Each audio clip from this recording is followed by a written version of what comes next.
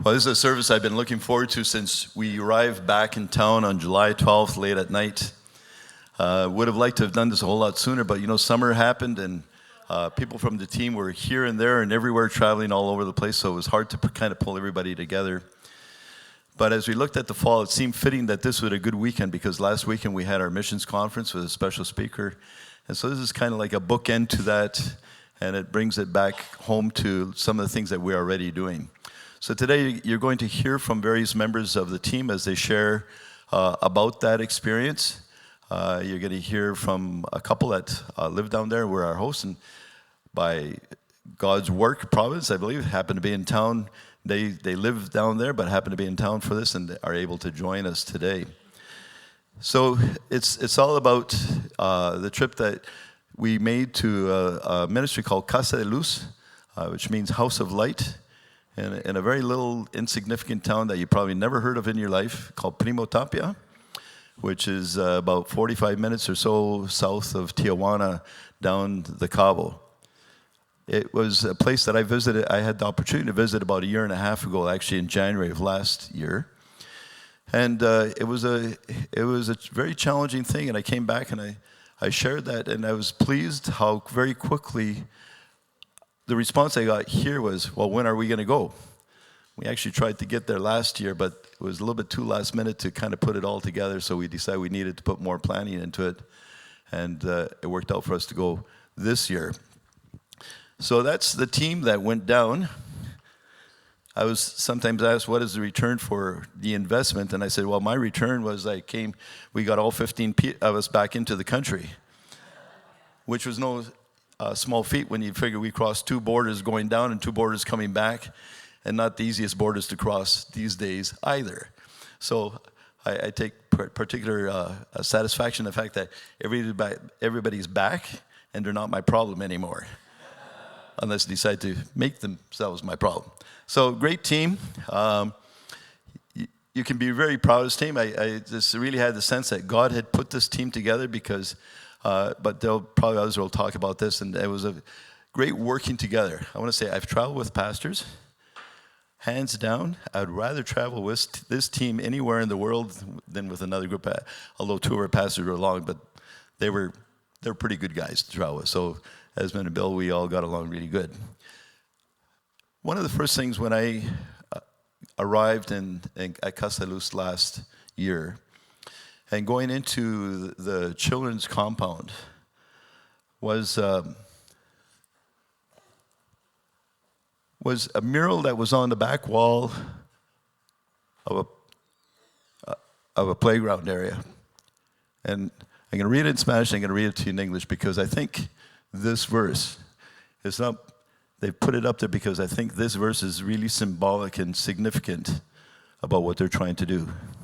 So if you understand Spanish, in Spanish it says, y tus hijos edificarán las ruinas antiguas, los cimientos de generación y generación levantarás, y serás llamado reparador de muros, restaurador de casas para habitar.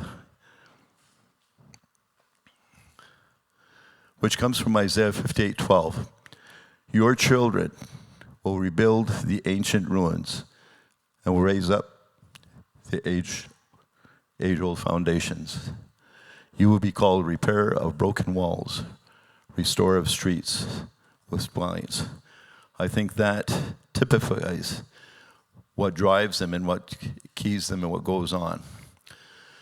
But as I said before, we're fortunate to have Earl and Rhonda Fast here with us. They were our hosts on site there, and they're fantastic people, and they've been living there for 7 years.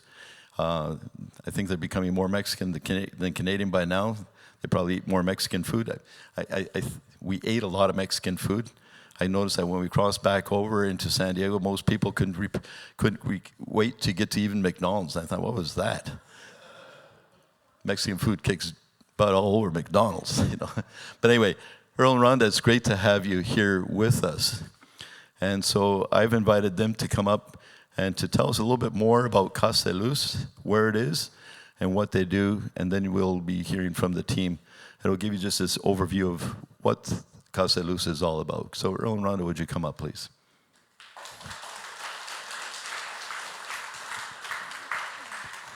This is a Mexican greeting. And then, with women? If you actually want to... When I invite you to greet each other in Mexican style, that's what you have. Hi, everyone. It's great to be here. Actually, if you want a true Mexican greeting with the kids, though, is give me 5, and then give you the punch. We call that choclas. So it's great to see these kids, actually. It's a reminder of being back down in Mexico. We're surrounded by 60, 70 kids on a good day there. We have about 100 kids enrolled in the program down there. But again, it's great to be here. What an honor. Thank you for the invitation. Great blessing to just worship with you guys. We are Earl and Rhonda. We live down in Mexico for most of the year, but we come up here every now and then to work in the office in Canada and to see our kids and our families. But we don't often get to see this side of the ministry of we see your teams when they come down and have an amazing time together there and get to know you, see them all over the place here. But to see this side is such a blessing too, to see how God continues to work up here in Canada. So I'm not technically preaching today, but we do have sort of a 3-point program. So if you want to take out your notes, then we can, if those of you are taking, I'm kidding. So we're just going to talk a little bit about Casa de Luz for those of you who don't know Casa de Luz, a little about how it started, and tell you a little bit more about our role, and then a little bit about what we've been noticing and seeing in Primo Tapia, how God is moving. So. I love that you put that verse up there that's at the end of our soccer field. And truly that verse is really significant. A bigger chunk of Isaiah 58, but it was our local pastors, which this morning, actually, our church in Mexico is celebrating their 50th anniversary, so that's really exciting for us. But that verse was just what the Lord put on our pastors' hearts, and they started praying and praying and praying that, and not sure even what that would look like. But 14 years ago, God brought the story of Casa de Luz in our children's center, and really we pray that verse, we share that verse, we hope to live that verse while we're there. So a little bit about how Casa de Luz started. It's a bit of a unique story because it started a really long time ago in a bit of a different format. And this is something we challenge the teams when they come with, and it's something that we think is important to challenge people who are living here in Canada, United States, all over the world, but in different economic situations than what people in our little town are living. And it's that there's a highway that was being built right through our town, I want to say about 70 years ago. As that highway was being built, there was a man who was a believer, and he was working on that highway. And he saw that some of the men were bringing their children with them to work on that highway in that place. And he thought, well, this is an extremely dangerous place for kids to be. And so he asked his wife, do you think that you could care for some of these kids during the day, while these men are working, and then that they would be safe and protected? And this couple's, their heart posture before the Lord was just that whatever God put in front of them, their answer would be yes. They would step into what God laid before them, trusting that he had their days ordered. And so, of course, she said yes, and she cared for these children. She was home with 3 of their own. And over time, word spread that there was this family who would care for children if you needed it.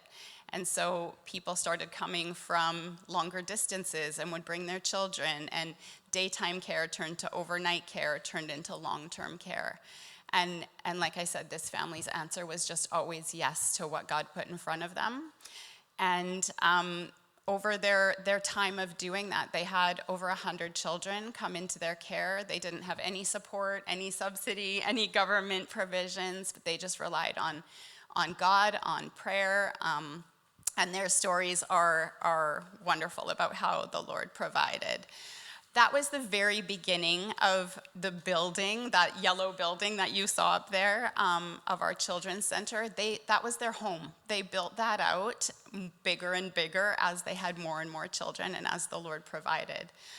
Over time, after that couple passed away, that building turned into ruins, and it actually became a bit of a drug den. It was just a really messy place. And that verse, Isaiah 58, was what was put on our pastors' hearts, and they went into that building and they would pray, and they just asked that the Lord would bring life back to that place. And so then, as the Lord would do it in his time, he allowed the church there to purchase that property. They re-envisioned it a little bit. They knew they wanted to do care for children and what that would look like. They thought originally maybe an orphanage. But what they decided, the need that our local pastors saw in their town was the need for single women and their children. Do you want to speak a little bit more to that? Sure. So often, and probably from your team members as well, you'll hear us say single women. Casa de Luz is open to any single family. It's just predominantly in Mexico, 99% of the people, of the spouse or the partner that gets left with the kids is the mom. But so the vision was to, instead of doing an orphanage, just to back up a little bit, our pastor of our church, he was actually, he got dropped off at Casa de Luz when he was 10 days old. So he's been a part of that church in that area his whole life. And so as the years went on, while that church was that orphanage was there, like Rhonda said, the family was a Christian family, and so the father said, well, we need a place to worship with these kids. So they started to build a church on that property as well, and that is what our church is. So it was really cool. A few weeks back, as they were building up to this 50th anniversary, they were asking how long people had been at the church, and there was a handful of people who put their hands up for 50 years.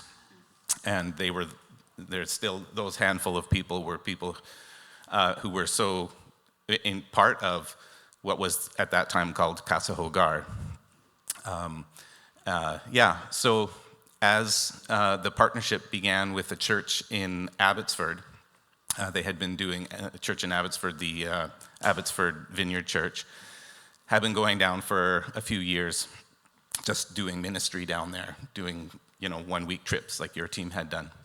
And so they got introduced, they felt a call from God to get a little bit more permanently involved, and so they got introduced to Pastor Daniel, our pastor of our church currently, and together the local pastor expressed their desire. Originally, Abbotsford Vineyard thought they would do an orphanage, but pastor expressed their dream for keeping families together. Instead of, in Mexico, there's a large contingent of kids in orphanages because who have living parents or relatives, but because of the economic situation, they can't take care of them. So they will often put them into public orphanages. And those places aren't the nicest places. They're typically overpacked and just trying to keep the kids surviving. So the goal was to keep families together, resource single-parent families so that they can stay together. And so that's what they started working on almost 15 years ago now.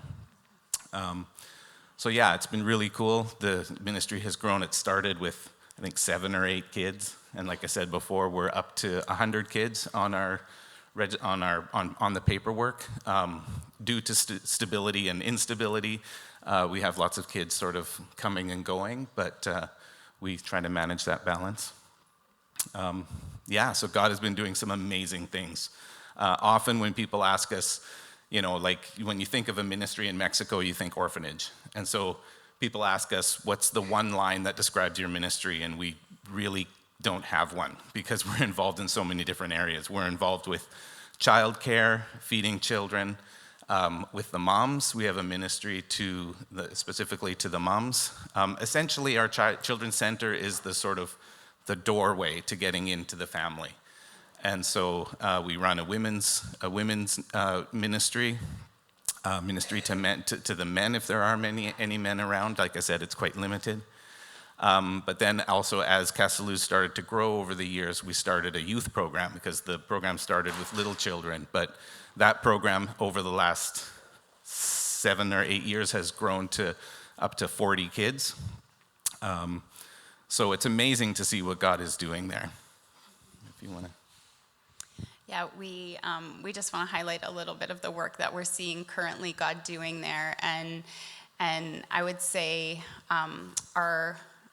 sadly, our children's center is bigger than it's ever been before, with more children. So it shows what's going on in the region, that the need is there for the single women and for the help and care that they need. But we're so thankful that there is a place like Casa de Luz, that these children who, they come in malnourished, they come in with many traumas, but that they have a safe place to come.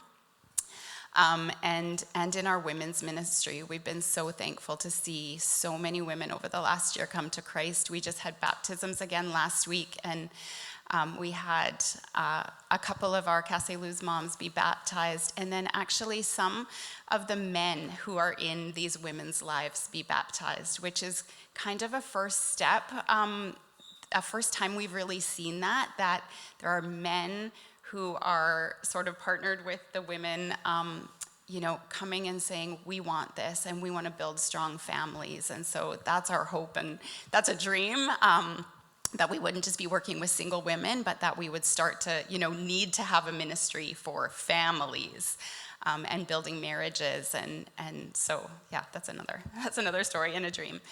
But we can really see the Lord working in the lives of the children, in the lives of the women, in the lives of our youth. Our youth have started doing missions trips, which is incredible. They go down to the south of Mexico and they're ministering, and they come back and they'll say to us, we're the missionaries now, and it's really exciting to just see that cycle of God's work and God's faithfulness continue to go forward. So just a little bit so this is getting long, you guys. Just a little bit about what we do particularly, and when you're missionaries on the ground, to identify exactly our role is difficult. We work alongside our local Mexican leadership team to really build out the programming, make decisions for the ministry.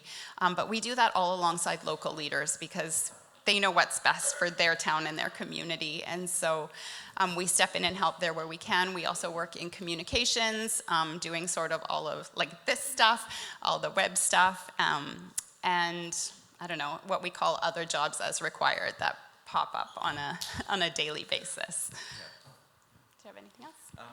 I think the maybe just to close this part off, I'd like to say that after hearing all of the things, and there's more things. We have a few businesses and stuff that we've developed over the years to provide employment and some stability and some access to certain things that the town didn't have. But over and above all the things that we are practically doing down there, though they are necessary, and that's one of the reasons we're down there, it's not the main reason we're down there. The main reason we're down there is to spread the light of Jesus. None of the families are required that come to Casa de Luz are required to be Christian or connected to any church. It's open to anybody who has the need. And our big prayer is, over and above providing them food, providing them possibly some employment, providing them a safe place for their kids to be during the day while the moms have to work to provide. Over and above that, our goal is just to spread the amazing news of Jesus, to spread the gospel to them, to invite them into the kingdom of heaven. So as you can understand, or as you've heard, our ministry is very tightly combined with the church, in partnership with the church down there. So that is essentially the avenue that we are looking at, especially with all of the ministries to the parents, is that they come into Casa de Luz, we get exposed to them, we help them, and then through our different ministries, we invite them into the church. And it's such a beautiful relationship to be partnered, not just to be this lone ministry, but to be partnered directly with the church. And that just shows, and God is continuing to use that for the expansion of his kingdom, and we're just so thankful for that. We're thankful for your guys' involvement. One of the other sides of the ministry that we consider very important is to minister, to allow teams and invite teams to come and to minister to them. And hopefully, you know, even on the teams, there's not a requirement that people are Christian, but 90% of the people are. But our hope and prayer too is that as teams come down, that they see what's going on. Maybe they see God working in a completely different context, and see things maybe a little bit more imminently. But our hope and prayer is that God will minister to the teams as well. And I think that the team will speak for itself here, but I think God has been moving as well. So thank you for the time this morning, and I think we'll be up again in a little bit. But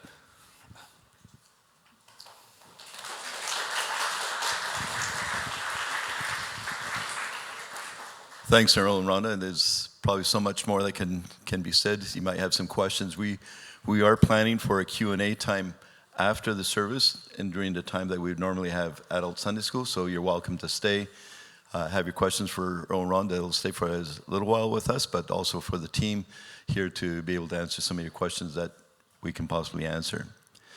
One of the things that Casa de Luz does for us as a team, which is much greatly appreciated, is they have somebody follows around and videotape a lot of what we're doing and what we're involved in. And as their gift to us is they put together a team video. So before some individual people come here to share their experience at Casa de Luz, we want to show you this team video because it'll give you an overview of everything that we have been participating in over the course of a week. So it's a few minutes long, but it'll give you that kind of overview. So I'm going to ask the audiovisual team to put our team video on right now.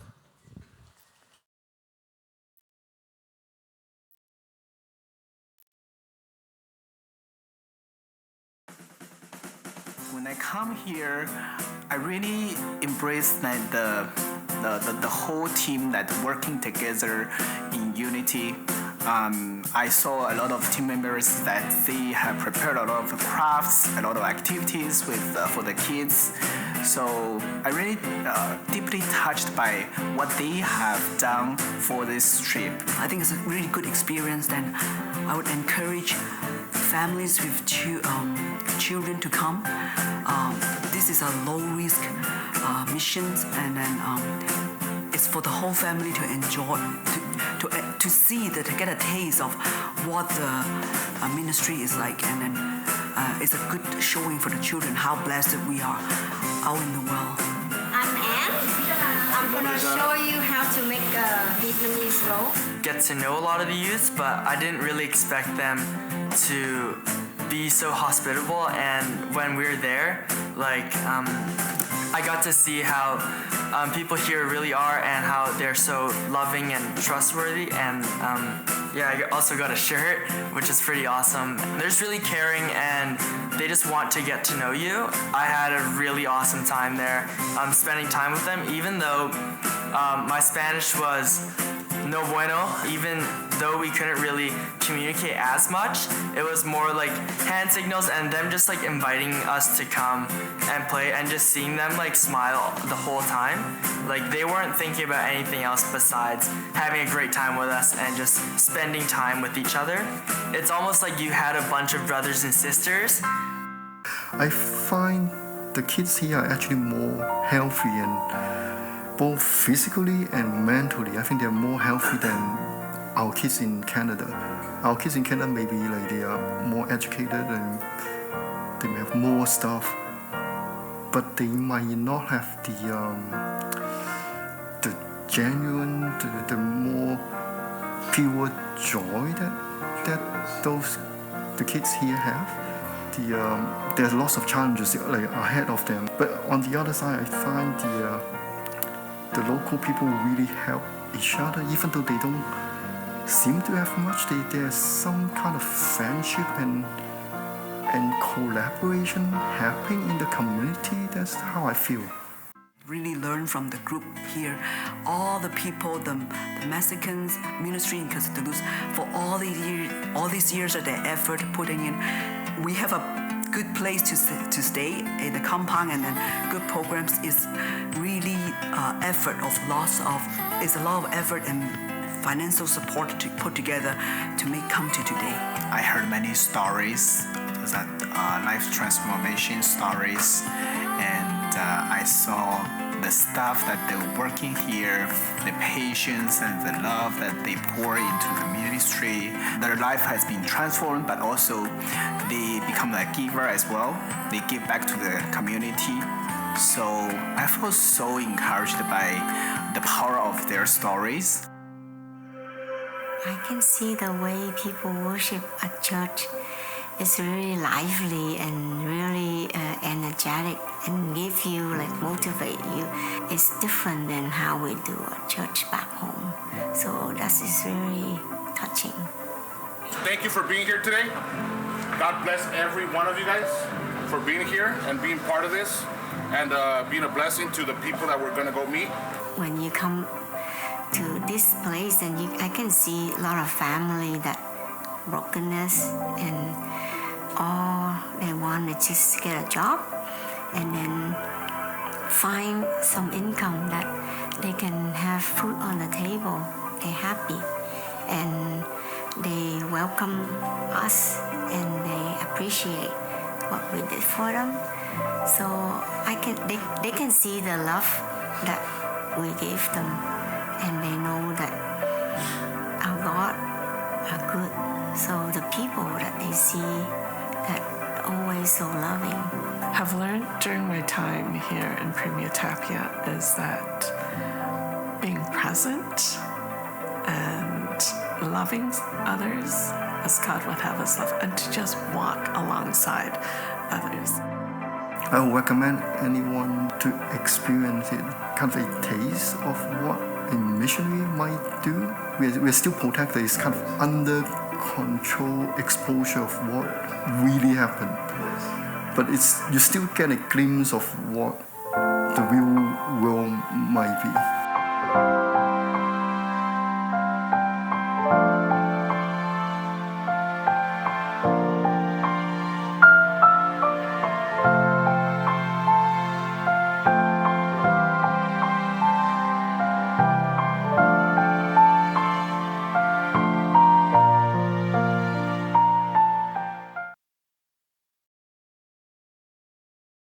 You a bit of an overview of some of the things that we were involved in. A typical day started several days with doing children's ministry and then doing other things, visiting places in the afternoon. We did a couple of days of youth ministry, and but it was a lot of fun.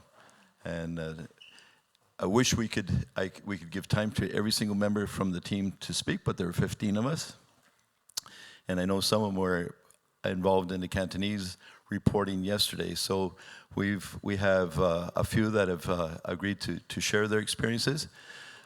A very important person, part of our team, very enthusiastic. You saw him already, part of the video, is Sonny. I love Sonny's enthusiasm, the way he went about everything. Sonny's in Toronto right now.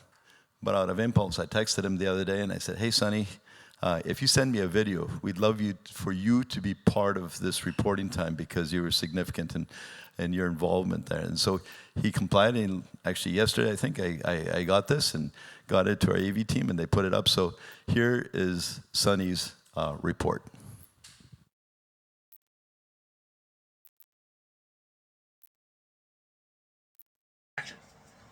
Hey, how's it going?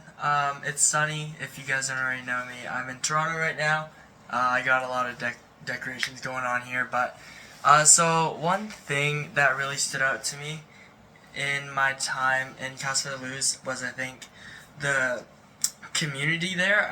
I really love the community and how tight-knit it was, but it was also so open to us. So when we got there, we felt like the community right away, and everyone was so inviting. And especially during that that youth day where we got to hang out with a lot of the youth.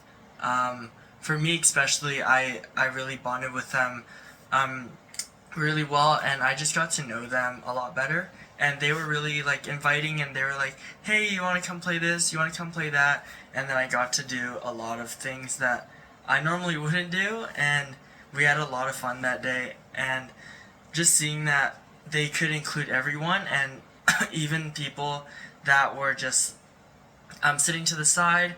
They always tried to include them, and or like they made their own games to go play with them, and just made everyone feel like really included, and just made them feel like they had someone to go to. I think that was a really big thing. I know it's only said one thing, but I got a little more. So there's also, let's see, one other thing that really shocked me, or I just really loved about that place, was the worship, especially there. It felt like they were so close, and they really wanted to worship God there, especially during the chapel time.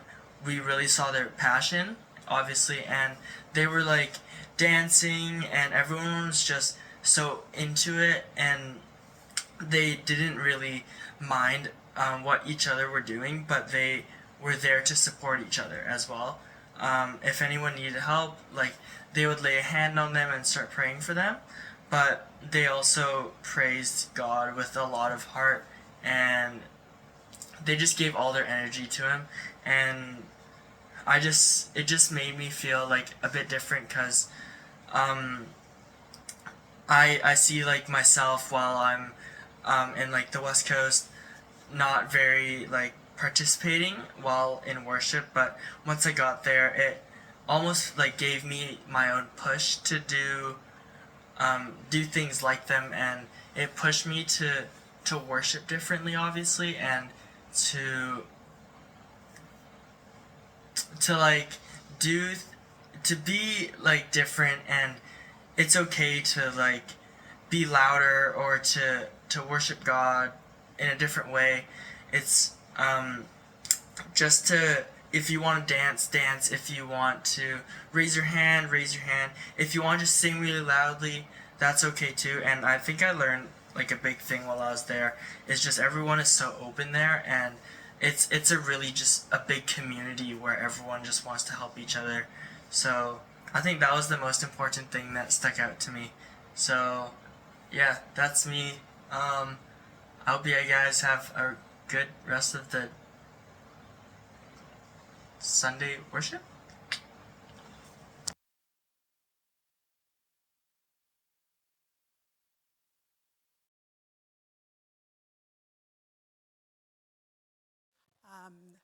My name is Grace, and I'm going to be sharing with you something from my perspective. I don't have the clicker. Yes. This is a picture of my metaphor. This here is an art project we did with the kids at as the moms had a monthly meeting to kind of like mom's ministry. Their kids kind of need to be somewhere, right? So they left them with us. Turned out not to be a good idea, because anyway, we'll figure that one out later. But we tried, and this metaphor started off as, I decided to use this as our metaphor, because when we were packing, somebody handed me, was like, can you fit this bag of buttons and these wires into your suitcase? And I said, no, I'm not bringing, it's full. It's full to like, more full than it should be. It's a very heavy bag. No. And so they're like, okay, we'll just pack it in another bag. I'm like, okay, good. And then it got here. And we were like, what are we going to do with these buttons? What are we going to do with these wires? And then we were like, well, somebody on our team had an idea. And then they started picking up rocks all over the place. From the beach mostly, and had to carry them all back. So I was like, you're carrying rocks? Are you kidding me? But these rocks, all found all around the place, all around Prima Tapia. Some might have been borrowed from the compound. Some maybe from a garden we walked past. Some definitely picked up from the beach. Anyway, they all made it back, and we had them ready for our art class, or our craft class. The buttons and wires, of course, came from Vancouver. And it feels like that's kind of how the ministry is taking parts from the local leaders, local people, taking participants from Canada, from the United States, from everywhere here to make something unexpected, to make something different, to make something that may look different in each person's lives and how God is working in that. You twist the wires up, you combine the colors differently, you make something grow. Our metaphor here is supposed to be a rock with a foundation, like a tree with the foundation of a rock, right? Growing, blooming, blossoming. And that's how we had different people in our team. A lot of times we talk about going to missions and doing something over there, and we're serving the people there. And yes, we had the privilege to join with the local team there to serve. But we were molded and shaped and bent and had our own, insecurities tested. We had our own gifts raised that we didn't realize were gifts. So some of us came thinking, oh, we have a skill as a nurse or as somebody who cooks. So we know those are skills we can contribute. But it didn't turn out that those were necessarily the skills that we used on the ground. You may see, I don't have the clicker. We have skills in putting tattoos on children. We needed the skill to, there's 7 of them. You got to go 1, 2, 3. No, it's not. Oh, yes it is. But you told me it didn't work. Okay, well, we have a hairdresser. Hairdresser? Really? We had painters. We had rock shovelers, okay? We had fire builders. We had balloon animal, I think it's a sword maker though. I think he makes swords mostly. We played cat's cradle. We also played Chinese skip. My knees can't handle it. I'm gonna say Sunny has the bounce. And we made origami. Let me tell you, the engineer needed a lot of practice to get those lines straight. But those skills, those different ways in which we could contribute and build and serve one another and serve our community there, I think that highlights it's not necessarily what we thought we were bringing, but how God uses each of those things with us. Yes, we highly appreciated all the Band-Aids we handed out, all the meals that were cooked, all those other things too. But how surprising is it that God uses those gifts that we didn't think were going to be the ones that mattered? So let me encourage all of you. We can all stick a Band-Aid on. And apparently we can all shovel and sort of paint. I'm gonna tell you, the team, I think, painted after we painted 3 times 2. Because, but we painted the first 2 coats. So primer was great. The primer was great. The finishing coat maybe needed more help. But we could level rocks like you couldn't believe. And we had fun with everybody else too. But so many gifts that we didn't think were the ones that were the most important became the ones that we were using to share. So I'm going to pass the time to our next. Oh, sorry, I didn't get 15 pictures up, so I had to put up one more of the whole team because I couldn't put up everybody's pictures. Okay, Rachel, do you want? Yeah. Hello, I'm Rachel. It's so many stories to tell. It's hard to kind of pick one to share, in 5 or 10 minutes. I think I will show that later. I think when I kind of decided to join the short-term mission trip, I've been all along thinking, what can I do? What do I know? How can I bring along with me and serve?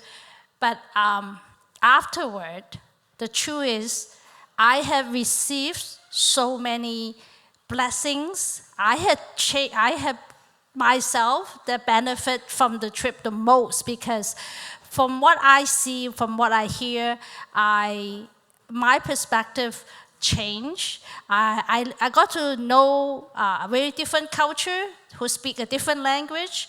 At first, I thought the language would be a very, very big barrier for me to know the people, connect with them. Surprisingly, love language is all universal. It's no boundary. And as we show they really welcome and knowing that we make an effort to go down and spend time with them, and they feel the love and from us, God's love for them as well. And so, and with that week designated to be, I think, to kind of to God for me, I see God take opportunity to reveal to each of us a different lessons or different angle of His work. God is always at work, but sometimes we might not see it. I might not notice as much. Among all others sharing, I have a picture of this lady. She's Becky, and she's the youth leader that we had the opportunity to interact with and spend a couple of activity time with the youth. Some of your youth may relate it, how you involve in church, or how do you have a fellowship group. And youth Pomotapia is a lot. Their life is a lot more challenged than probably our youth experience in Canada. I think a lot of them either from families, either single families, or they also could be struggling with whether to continue school or helping family because their family is so poor, trying to seeing the need of the family, and they have to make a decision for even from early of high school. They're making a choice, could be facing continued education or try to help out the family. And I think before Becky, that was sharing that their youth ministry started with the young man who's sharing that he used to be wandering around the street, and the parents probably busy working or whatever, he doesn't get much attention or care. And a lady who really noticed him wandering around the church, come to get to know him, talk to him, care for him, pray for him. That's how his life being changed, and then he had the passion of starting the youth ministry. And Becky is the one that she picked up, and she shared her story with us, how she found the struggle at the beginning as she picked up the ministry, and how she had come to the pastor's wife and several times, 3 times, and asked, what can I offer? How can I do it? And she really feel that she might not be capable, may not be ready, but she poured her whole heart and continue education, continue to pray for the youth ministry. She managed about 40, up to 40 youth to be in her group that she ministry with. And what amazing is, she also carried the legacy as the original family that who started caring for the children. She's the grandchildren. Seeing the legacy, same thing that what she does or what Casa de Luz ministry does, change the community and break the poverty, break the tragedy that in family through God's word and transform the community. It's amazing to see how many local leaders like Becky, they're from local. That's another family that I really touched by their story. This is a mom and his son Louis, and I forgot the name, the daughter. She got another daughter, I think. This lady who get help from Casa de Luz, she as a single mom, when she came to Casa de Luz with her children that who need childcare. She needs support as she tried to support her family, and she gradually doing well and start her own business, taco business restaurant, and then she also opened more business, and she also helped the ladies, the moms, provide opportunity for training work and encourage them. I am a good example that through God's love and through the help of Casa de Luz, what is being transformed in my family. Like my kids got good childcare, they got a good education future. Like the family is really it's transformed because of the ministry. And Louis, who's very good in speaking English, Spanish, he was working well, like having good jobs, and he also feel the calling. He come back to work for Casa de Luz as a nonprofit organization, giving out his business talents that from his career, and come back to serve. And because Casa de Luz ministry also, as Rhonda mentioned, they have different branch out like business to help provide the opportunity for moms to practice, provide support for the community, for the need of the community. So what touched me is how God through us to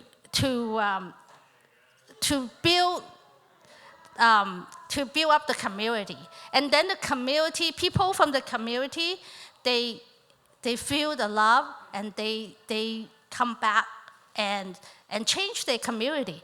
That's how beautiful the picture. And one of the things that really I kind of stuck in my heart, and I am very look forward to those youth that they really, through the program, through knowing Jesus and knowing God's love, going up with some of them might not be going to church, but they get to know God and God's love, and they had a brighter future, and their family, they will start their own family, and then the community will be really changed. And thank you. I think I encourage, if you got questions or you want to know more, there's many stories, and let the experience be part of your story, and consider joining the team next year. And we also really want to have a lot more to share. If you're interested, we can touch base again. Thank you. Oh, that's a picture of where the really starting of the couples who start the ministry, and I took that from they post on the daycare center. Thank you.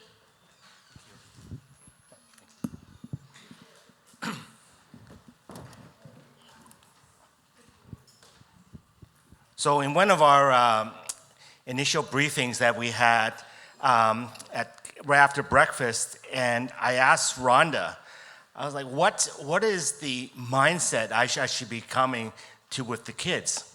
And she said, just be present and be open that they will just come up and hug you. And I said, okay, I'm okay with hugs. I'm fine with that. So, but the word present percolated through the whole week as I was out interacting with the kids at Casa de Luz. So on the day that I had that time with these kids, and we're just coloring, and during coloring, her name is Annalise. Annalise, is that never pronounced? Annalise. She would color, and then she would stare at me. And then I would make eye contact, and she'll go back, and then continue at it. And I would talk to the kids, and we started video. There was one other girl just kept on doing that through the whole time, and I just helped her all day, right, all through the whole thing. But then, as coloring, Annalise would look up and look at me. And then I make eye contact and she would look down. And I was like, what's happening? I felt like God was saying something to me. So fast forward on, I think it was a Thursday, when we had a briefing on sponsoring kids. So, and Rhonda and Earl were sharing about sponsoring. And I was just like looking, like I look at a website, and I was looking at all the kids that we were open to sponsoring. And it was a part where Rhonda says, you know, you can make a difference. Like, you can do something to make a difference. And at that time I was looking up, and then Rhonda was saying that, and I looked down, and Annalise's picture was on my phone. And I felt the Holy Spirit say, "You're present. Do something." So I sponsored her. No, clap. It's okay. Clap for Annalise. And the thing is, I'm very touched because what happened was it was present, but also I got to tell her in person. Like, so in the past, I've sponsored children with compassion, and usually it's compassion who tell the sponsor child that, you know, you have a sponsored parent or someone sponsoring you. But I get to tell her, you know, so I was really excited. Like, I sponsor her, and I was looking for the next day. I want to tell her, but she was absent because on that day, her mom was off from work, and she wanted to spend time with Annalise. So I had to wait. So it felt like Christmas morning. I want to tell her, you know. So next day, I was like, okay, and I ran in there, and I looked around. I said, good, I see Annalise there, and I said, okay, I'm gonna tell her. So around just before the end of class, so Annalise was brought out, and we sat down and had someone translate for me, and I told her, you know, Annalise, God placed you on my heart. And I sponsored her, and her eyes just lit up. And she was very, very shy. And all I heard was, she whispered, "Thank you," but I heard it. It was so loud. So the presence of the Holy Spirit was there. And I want to share one more story about the Holy Presence. So, you know, you showed a video where we were delivering hampers, right? We're delivering hampers. And near the end, the last family that we delivered to, we had a child who was paralyzed from the neck down, and we don't know what condition, and we were about to leave, and I said, and we're about to leave, and after praying for the child, like one of the members in our group, who has training in traditional Chinese medicine, was in there with us. And he said, "Can I take his pulse?" Okay? So take his pulse, and he you know, the member like felt it, and then he asked a lot of questions. And he's saying that, well, this is what you need to do. Make sure these are the pressure points, press on those. And, you know, before he goes to bed every night, and that should help with his condition. And I felt the Holy Spirit saying, present. Of all the group that this member was with, it was in our group. On the very last delivery, like God was present. And also that member was present in that group to do that, to give. Because I'm assuming like most Mexican families are not aware of Chinese traditional medicine and acupuncture, but he was present, and it was so touching. So my challenge to you is be present. The next time that we're going to have one next time, be present and make a difference and allow the Holy Spirit to work through you so that you can be present and witness. Thank you. So, Leon, I'll pass it to you.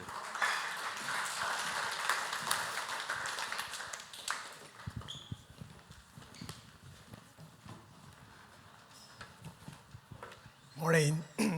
Pastor Don told me that I should preach, so that's why I have notes. No, I'm just kidding. So I have notes because I'm not that spontaneous. So good morning, everyone. I'm Leon. I would like to share some reflections from our mission trip. These pictures with a group of kids. You can see the smile. We were just playing together, and what I received was much more than play, and the kids gave me contagious, simple, pure joy. When I came on this trip, I was in the middle of actually uncertainty. In my own life, I had just gone through changes at work, and unlike some of the teammates, I didn't prepare much for the trip. I must confess that. They had carefully packed a lot of crafts, stories, materials for the outdoor activities as well. I brought almost nothing. So at first I felt a little bit unprepared, even guilty. But in the middle of that, God reminded me that something important. I was there not just to give, but also to receive. So I received from my teammates their planning and preparations, and allowed me to step in, join them, and serve alongside with them. I received from the children the joy that required no preparation, no special skills, just being present with them. That reminded me that God doesn't need our perfection or preparation as much as He wants our presence and willingness. These pictures connects to the importance of the ministry of Casa de Luz. There was one moment that struck me deeply. We were busy helping kids with crafts, and the room was full of laughter and chatter. So children were moving in and out from this store. So suddenly I saw that the corner of my eye, that a camera tripod, it fell down. So I was honestly thinking at the back of my mind is like, I'm gonna see who's gonna pick that up. So to my surprise, a little 2-year-old boy, Lionel. No, it's not because his name is very close to my name. I pick him, okay? He is the one who picked up the tripod. So he, with his very tiny strength, I saw that. He pushed back the tripod back up, and the small act touched me a lot. Why? Because this little child felt such an ownership of Casa de Luz. And he, I believe that he wanted to care for it. He treated this place as his own safe place. This is the power of Casa de Luz. It is not just a program, I think it's a home. It's a place of belonging, a place where kids can learn to grow, flourish, and even serve. But outside, when we are going back to, I think, the border, it's a different story. On the road to the border, I saw mothers with 1 or 2 children selling foods or small items on dangerous, noisy streets. Cars rushing past, heat beating down, no safety, no security. I wondered, how do these moms survive? How do these children survive? That contrast broke my heart. I think Primo Tapia is a better place because of Casa de Luz. It is also make me realize that we need more places like Casa de Luz. A third way I was a receiver was from the staff at Casa de Luz. Every morning, we gathered together to hear one of them share a devotion and their personal stories. And they shared how God has restored them, how they were inspired to serve, how they learned to surrender their own struggles and ambitions to God's plan. Their stories weren't polished, but they were very powerful.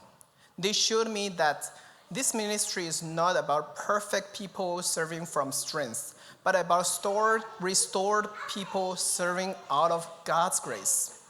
These testimonies give me a reference point for my own life. When I struggle with uncertainties, I can remember that they are these brothers and sisters who have chosen to lay down their own comfort and follow God's calling in humility. Their courage become encouragement for me.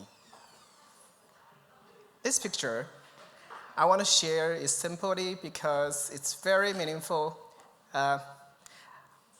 just a pigeon who laid 2 eggs in the cactus flower pots. At first, it looked like such a fragile, unlikely home, but at the end of our trip, we could hear the chirping of the newborn pigeons. That image became a symbol for me. Casa de Luz itself starts with a very simple idea, like a small nest, and yet out of that small beginning, God has brought new life for so many children and families. And for me personally, I feel God saying, I'm doing new things in your life as well. Through this trip, He gave me new friendships, He renewed my strength, and He reminded me that my role is not to plan everything perfectly, but simply say yes to Him. Just like Isaiah's words, here I am, Lord, send me. So the last picture is a Spanish phrase on our hamper bags. Gwen es historia. Oh, Gwen es tu historia. You can see that I'm learning Spanish. What is your story? That question stayed with me. Is my story just about my job, my plan, my comfort? Or is my story about His story, what God is doing, and how I can respond to His call? At Casa de Luz, I heard many stories of brokenness, but also restoration, stories of weakness, but also strength, stories of God's call and people's obedience to God's call. That is why question matters. What is your story? And are you willing to let God write it with you? That is my story. Thank you.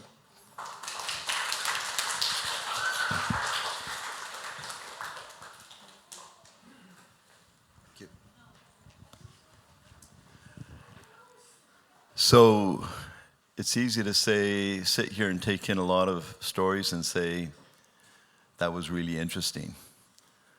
So where the rubber hits the road in my life, what does this mean for me? Well, I hope you realize that you don't need to go to Casa de Luz to experience some of the things that we experience there.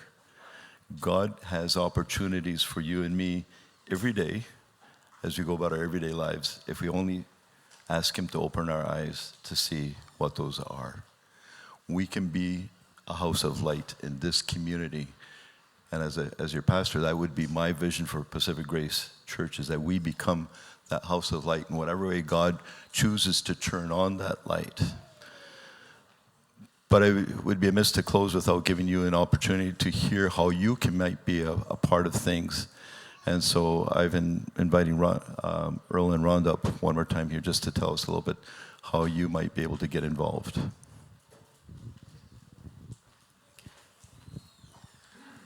Leon, you said you weren't going to preach. Honestly, before I hand it over to Rhonda to talk about how you guys can get involved too here directly with Casa de Luz, I just want to say what an amazing blessing. Like, you didn't need us to come.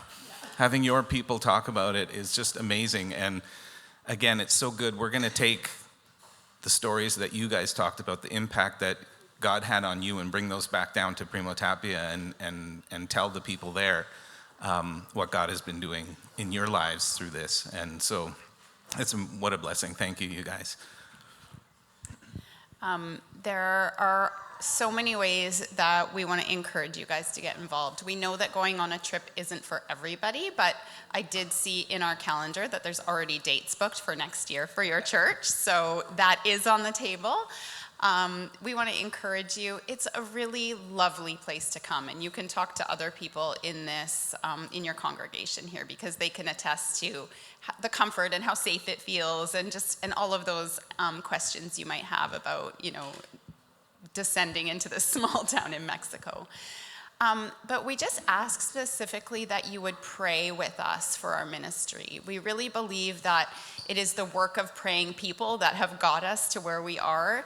And it is just the favor of the Lord through people advocating for the ministry. And so if you would just join with us in prayer, and specifically for our local leaders. They are the lifeblood of our ministry. They see and know, and they actually take on so much that they have a really difficult job. So if you would,